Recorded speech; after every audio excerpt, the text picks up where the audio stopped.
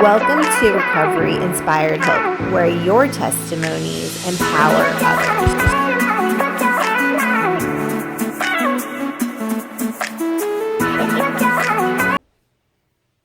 Welcome to Recovery Inspired Hope Season 2, and we are kicking off with my very good friend Tynsia Allen. Tynsia drove a very long way and had a very long journey getting here today, but she's here. She's ready to tell her story. She's ready to tell you about the amazing things that God's doing in her life. Tynsia, first of all, okay, I'd have to let you guys know how we know each other. We actually attended the best cares cohort ever. 32, yes. And so that is how we know each other. And I mean, I just felt like I instantly had a connection with you in cares. Yes. And I think this is like the first time I've seen you since then. Maybe like a training or something. Yes. Because you do those amazing free massages. Yes. And I was like, I'm coming. You should too. But we haven't seen each other in a while. Yeah, in a while. So, yes, so glad that you made it out to the studio and here for Season 2 of Recovery Inspired Hope. Make sure that you guys subscribe to Jamie Tall on YouTube. And so, Tynsia, you're celebrating a sobriety birthday coming up. Next month, December 11th, I'll be 22. I can't believe it. 22 years sober. Yes. There's got to be so much wisdom and hope and experience in your story. Yes, God has done amazing things in the last 21 plus years. I think primarily what sticks out to me the longer I'm sober is the amazing things He did for me while I was still using. So tell me a little bit about your background. I mean, how did you even get wrapped up in the whole lifestyle?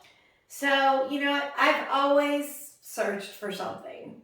When I was a kid, it was food or, of course, sex or anything like that. Anything to make me feel different and a part of connected.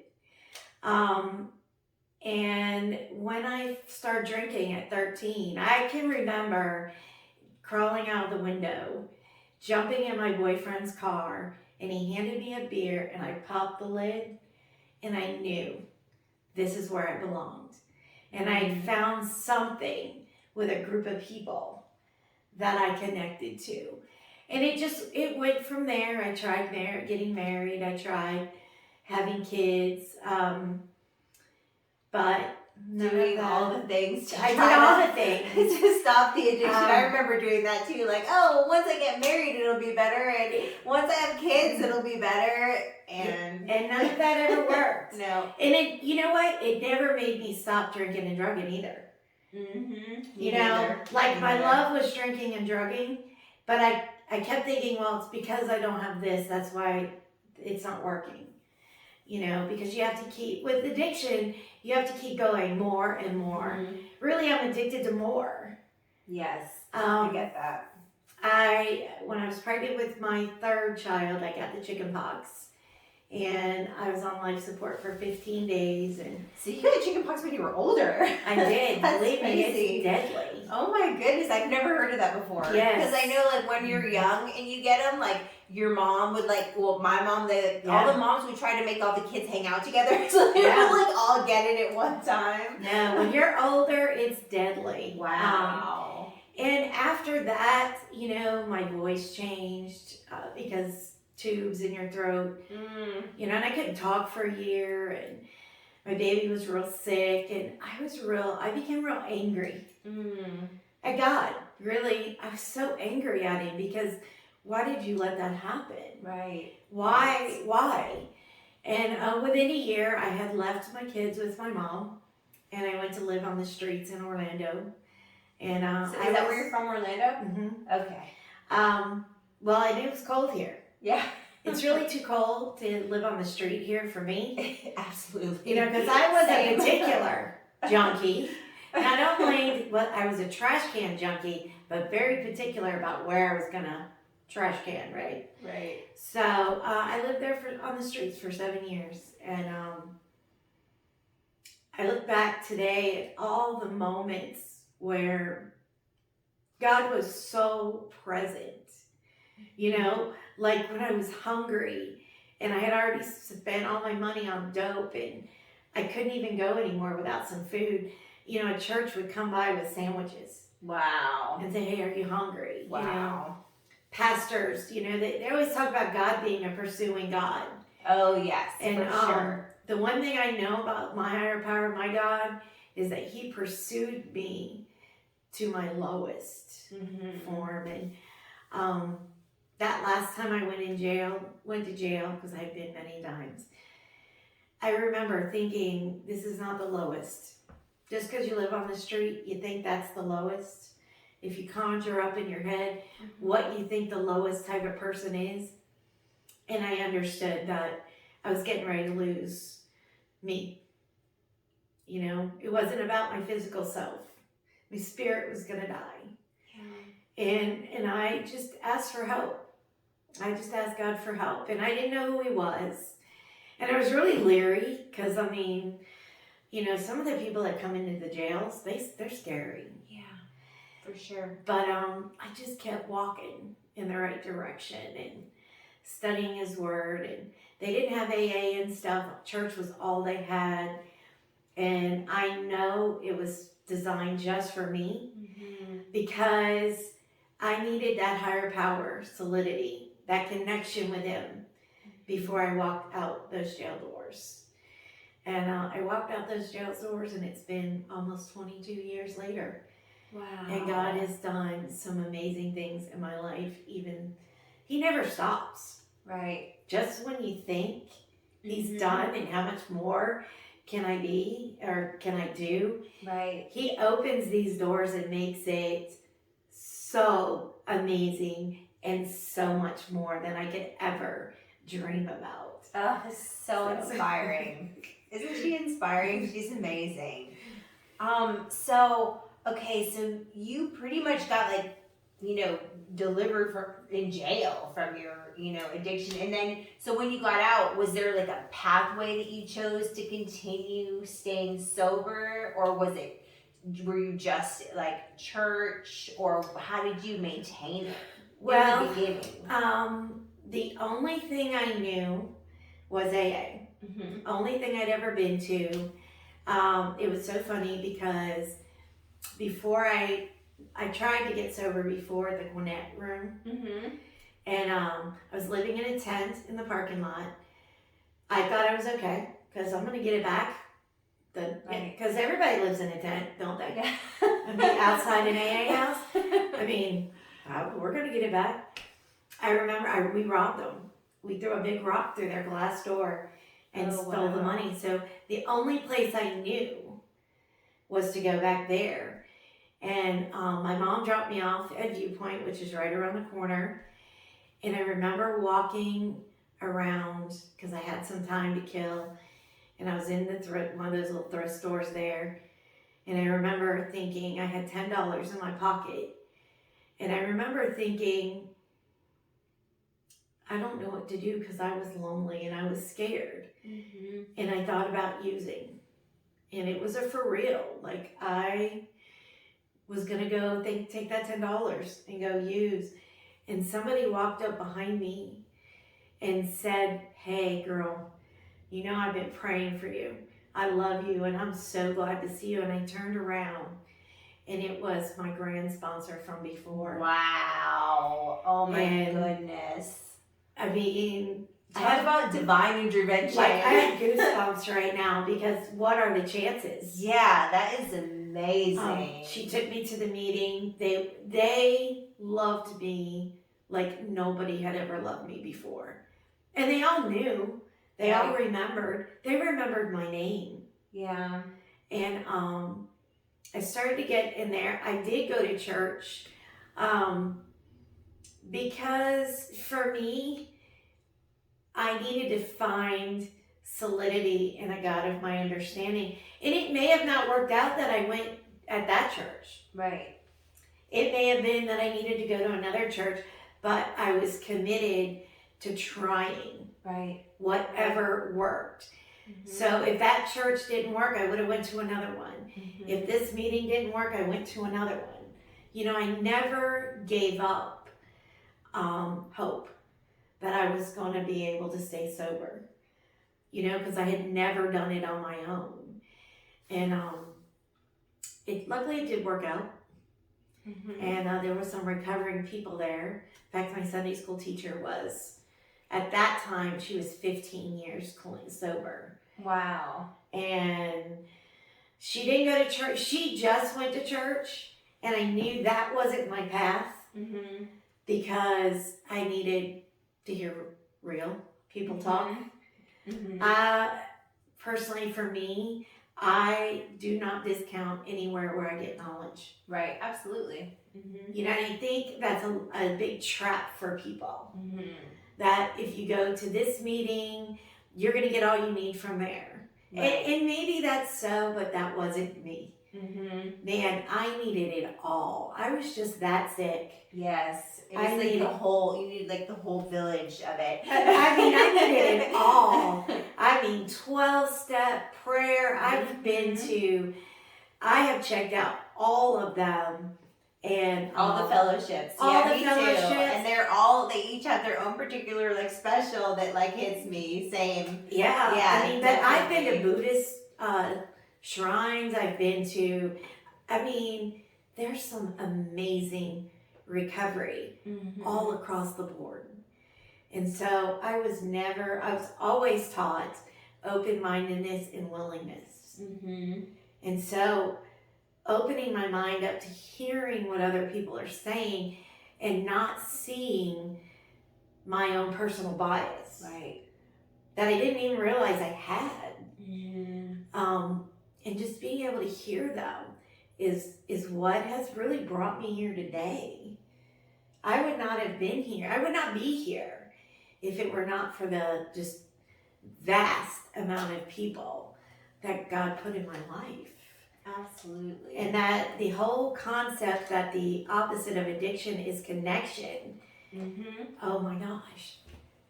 I don't know what I'd do without connection today.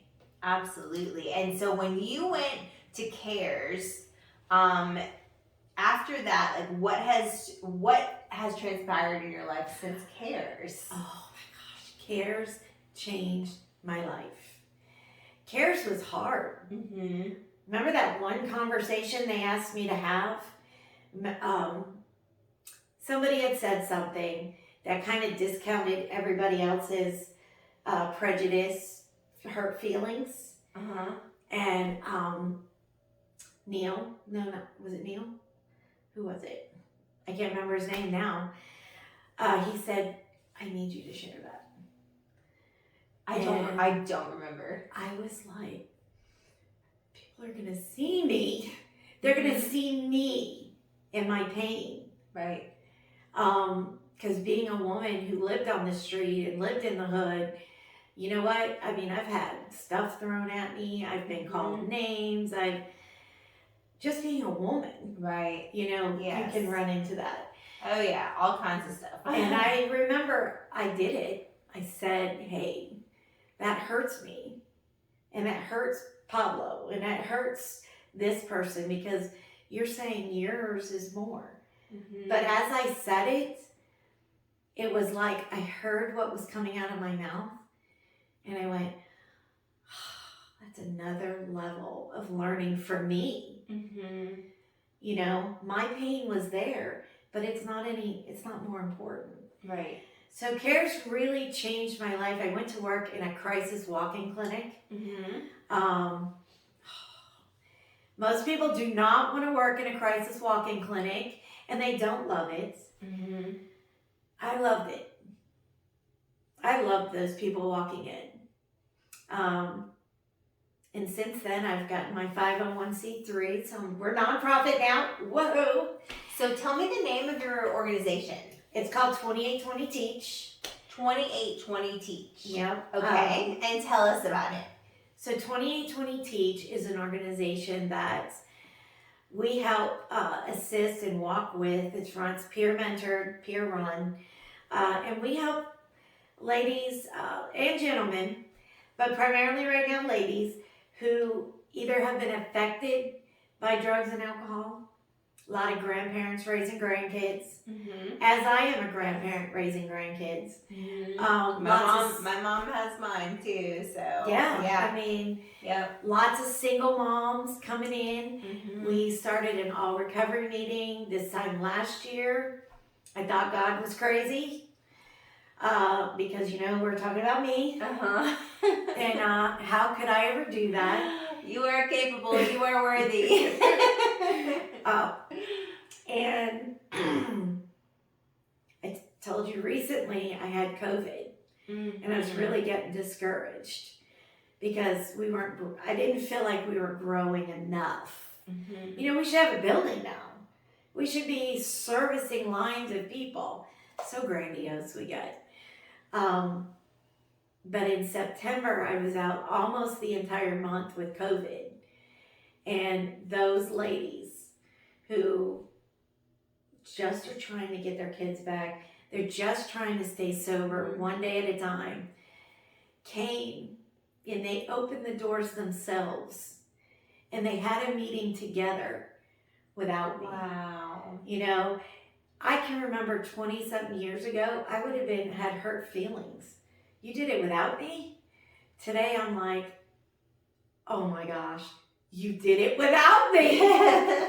You stood up for yourself, you did it. And I couldn't be prouder of them. Yes. And I love my ladies. And this coming year, we're planning on having, getting more into that physical health. Because it's mental, emotional, and spiritual. Absolutely. So now that we've made this incredible connection, we're going to do, in the spring, we'll start Wake Up and Walk It Out. Cool. A couple of times a week. I love that. We will be meeting with a dietitian counselor that has graciously volunteered her time. Amazing. And we're going to start belly dancing classes. Oh my goodness, that's so fun. I'm going. Well, and that is why we chose belly dancing, because you know what? Not everybody's body is going to be perfect. Right. But you know what? We can come together with our little jiggly things, and laugh.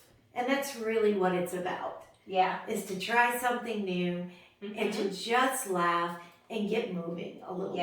Yes. So, hopefully down the line we will be having youth peer mentors come. Oh, that'd be so great. And doing weekly meetings with different age groups and help them establish connection. Because one thing I've learned with my grandkids that I saw was they were just like me. They don't know what connection is. And they don't know that they have connection because their feelings are so there. And my little girls are 8 and 10. But they have connection when their little friends are going through things. Like recently, one of my friends, her mom died, and her little girl is part of the God's Girl group we started. And my girls were like, well, we need to be there for Riley. Oh, wow. Did you ever think that when you were a kid? No. I didn't. No. I never thought about that. That is amazing. And I just thought, this is working. All I had to do was show up and open the door. Yeah. All I had to do was, we sold 200 dozen donuts a couple months back because the moms wanted to do something special for the kids. So I said, well, single moms have to do things a little different. Right. So we sold 200 dozen donuts, and we rented a petting zoo with water slides, and we had an end of the summer party for our kids. Wow, that is amazing. And they were like, oh my God. I was there with 100 dozen by myself at 7:30 in the morning going, are you sure, God? Yeah. And then all these ladies showed up. And within 2 hours, we had them all sold. Wow. And they were like, you mean all we had to do was show up? I said, all you had to do was show up. And that's what recovery is about. Yeah. It's about showing up and suiting up and doing it anyway. That's you right. know? Today it would have been really easy for me to call you and say, oh, I can't come, but no, I'm coming. Yeah. I mean, I have less of a car now. I hit a deer on the way here. Oh, goodness. Nothing will stop us from spreading the message of recovery. Nothing. But it's the same with my own recovery. I have found nothing that I've had to drink and drug over in the last 20 plus years. Not that I haven't wanted to, but I didn't, and I didn't have to because I had connection with people, and I could call people, and I have a connection with God. And I think one of the most important connections that I never had before that has changed my life is the one I have with myself. So true. I love who God has made me to be. That's right. Not every day, not all day, not parts about me, but that spirit that God put in there, ooh, man, she's on fire. I love that girl. That's right. I mean, look at this smile. That's a spirit on fire. That's a girl who loves herself. And it's hard. It is hard. Yeah. And it's tough to keep going, but I wouldn't trade anything that's happened for anything because it's made me who I am today. That's right. And all those years I lived on the street, I learned that I was capable. I learned I was strong. That's right. I learned I'm a survivor. And God said, okay, now you've learned. I just need you to take that into a sober life. Yes. And that's what I did. And you're rocking it. It's been cool. It's been really so cool. Awesome. Awesome. Well, thank you so much, Tynsia. Thank you for your time. Thank you for showing up no matter what today. Yeah, my daughter's so worried. She's sitting outside in her car. She's like, oh, let me just follow you home. I'm like, I'm going to be okay. And my daughter is only a couple months clean on meth. She's on meth. I mean, she's doing methadone and not meth. They shouldn't do that. No. Because we used to call it meth and everybody would know what it was 20 years ago. But today, even though she doesn't partake in recovery, she has a love for her family. And so I know there's something there. Yes. And I know there's something in each one of you that will keep you going, So I love you guys. You're amazing. And don't forget that. You're amazing, God-filled people. And this is for you. So, love you guys. Thank you. Thank you. Thank you. Make sure you subscribe.